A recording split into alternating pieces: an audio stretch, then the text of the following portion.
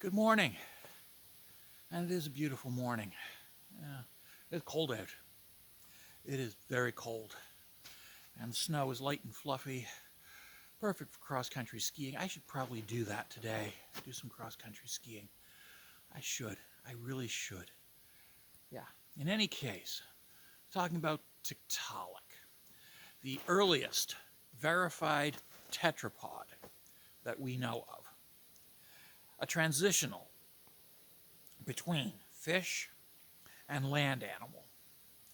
And it was discovered using the theory of evolution to whittle down what kind of animal it would be.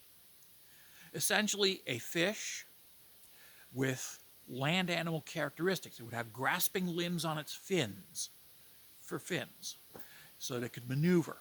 It would live in a river delta choked full of vegetation, trees and logs and other obstacles that it would have to maneuver in.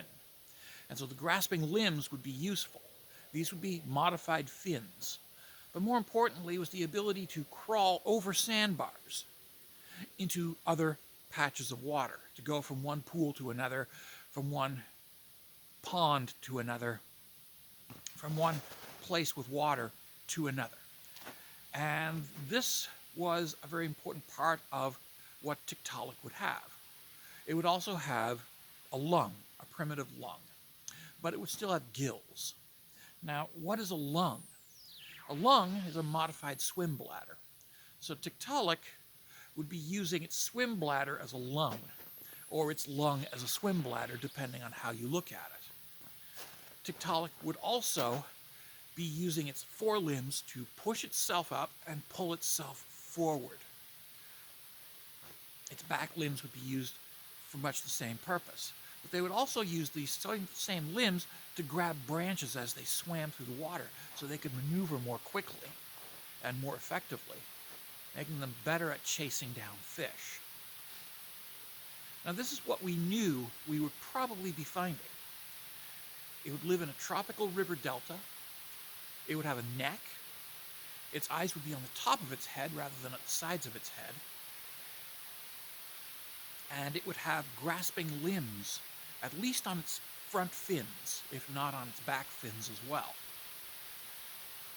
And we were looking for this, and we found it, or rather, Dr. Shubin found it, in the Canadian Arctic because he used the theory of evolution and paleogeography to figure out where the river deltas were 370 million years ago.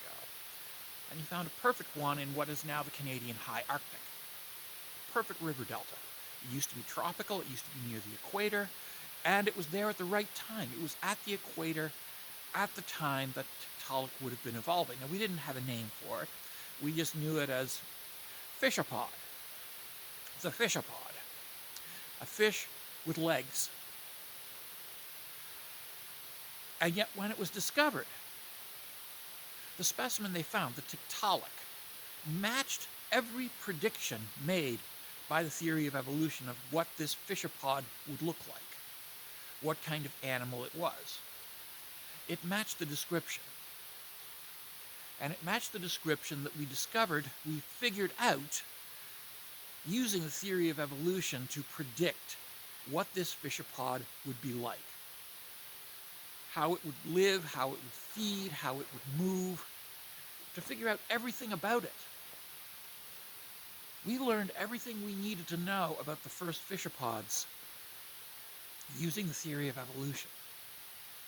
And from there, it was simply a matter of going out into the field where the combination of the theory of evolution and paleogeography predicted we would find a river delta of the right age. Canadian high Arctic. A tropical river delta 370 million years ago. Today, a frozen wasteland. And yeah, that's how it works. The theory of evolution can be used to make real-world predictions that work. Witness the tetrapod, the fishapod, the Tiktalik. Clear evidence that, yes, the theory of evolution works. So maybe you should think about that. We've discovered the fishapod. Now we've also discovered the earliest whales, the whales who walked, the whales who lived on land and who walked. We've discovered those. Pakicetus in the high mountains of eastern Iran, western Pakistan, southern Afghanistan, up in those mountains. That used to be low-lying country.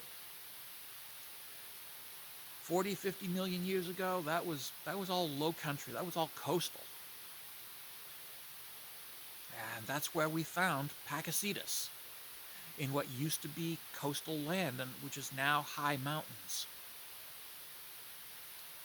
Another thing to think about, we can use paleogeography and the theory of evolution to figure out where we will discover the transitional species that lead from one clearly definable form to another clearly definable form.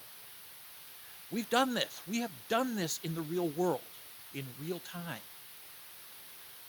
So when anti-evolution people say, oh, there's no evidence, yeah, there is. Yeah.